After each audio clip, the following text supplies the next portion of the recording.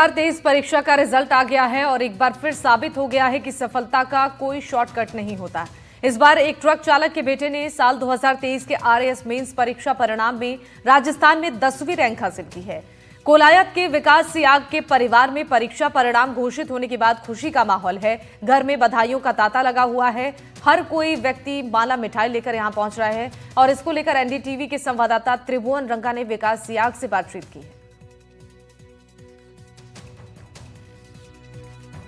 विकास सियाग है, सबसे पहले तो एनडीटीवी की तरफ से आपको बधाई है। धन्यवाद सर, बहुत बहुत धन्यवाद आपका।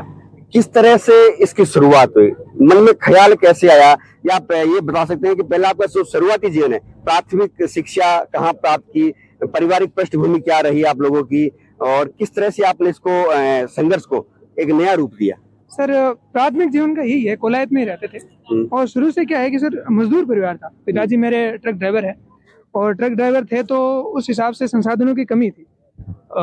फिर अभाव में ही पढ़े और संघर्षों में जीवन बीता सर। स्टार्टिंग में पढ़ाई की भी फीस वगैरह नहीं होती थी, उसमें भी सर जो यहाँ के हमारे टीचर हैं उन्होंने बहुत सहयोग किया फीस वगैरह में भी। और फिर सर धीरे धीरे पढ़ते गए और आगे जीवन बीतता गया।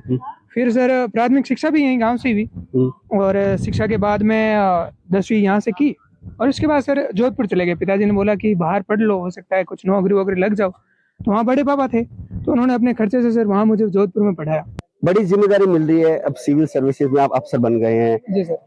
देश एक नई गति की ओर जा रहा है। क्या सोच रहे हैं युवा जो सिविल अफसर होंगे, उससे देश बहुत एक्सेप्ट करता है।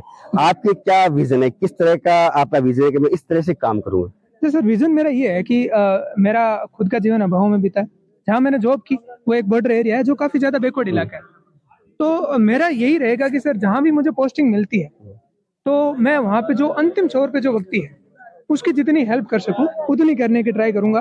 जो भी बैकवर्ड है उनकी पहचान करूं, जो कमजोरियां हैं, जो कमियां हैं किसी भी इलाका विशेष में, तो उन पे पूरी तरीके से काम करूं। वहाँ सुविधाओं का जो भी अभाव है उनको पूरा कर सकूं। यही विजन है कि सर जो बैकवर्ड है, एकदम अंतिम छोर पे व्यक्ति है, उसको मैं प्राथमिक श्रेणी में खड़ा व्यक्ति बना सकूं। यही मेरा प्रयास रहेगा। बड़ा मौका है, बेटा इतना बड़े पद पे। खुशी तो ही। बचपन में आपने काफी अभाव में जीवन बिताया है। जीवन तो कुछ होते हैं एक दौर। कभी सोचा कि मेरा बेटा भी इस रैंक पे जाएगा? काल तक ही को हो से काल तक ही नहीं हो से बात। जब ये पढ़ते थे तो आपको भी साथ में जागना पड़ता था, कभी चाय के लिए, कभी पानी के लिए?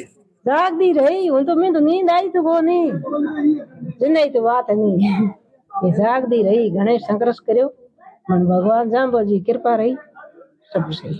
आज इनके पिताजी बाहर है, इतनी बड़ी खुशी का मौका है, क्या लग रहा है आपको? क्या लग रहा है? सर वही है कि वो अगर इस खुशी में आत्मा शरीक हो सकते तो बहुत बढ़िया है। लेकिन हमारी सर जो किस्मत है वो ऐसी है कि पिताजी मेरा एलडीसी में सिलेक्शन हुआ, पिताजी घर पे नहीं थे। मेरे बड़े भाई जो सेकंड ग्रेड में सिलेक्ट हुए, पिताजी घर पे नहीं थे। और आज मेरा रिजल्ट आया तभी पिताजी घर पे नहीं है। तो ये किस्मत है सर, बट वो आ जाएंगे, कल परसों आ जाएंगे। मैंने उनको कॉल किया, वो काफी ज्यादा ऐसा गदगद हो गए थे, तो उनको इमोशनल देके सर काफी अच्छा लगा। और उनका जो भी संघर्ष था वो सर अब परिणाम आया है सर उनका।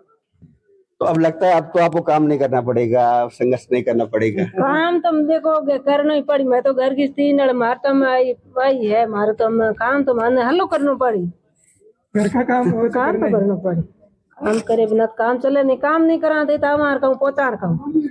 बड़ी बात की इन्होंने कि काम से कोई वो समझौता नहीं है कि क्योंकि आज उन्हीं की जो मेहनत थी उनके बच्चों में दिख रही है और बच्चों में वो प्रतिभा आ भी गई है कि वो आज इतने बड़े रैंक पे पहुंचे हैं। हालांकि छोटा सा क्षेत्र है कोलायत, संसाधनों का अभाव है, लेकिन इसके बाद भी इतने बड़े मुकाम पर पहुंचना अपने आप में खुशी की बात है। और ये खुशी है जो इनके घर में आप खुल के देख सकते हैं। कैंपस साथी राजेश संघानी के साथ त्रिभुवन रंगा, एनडीटीवी बीकानेर।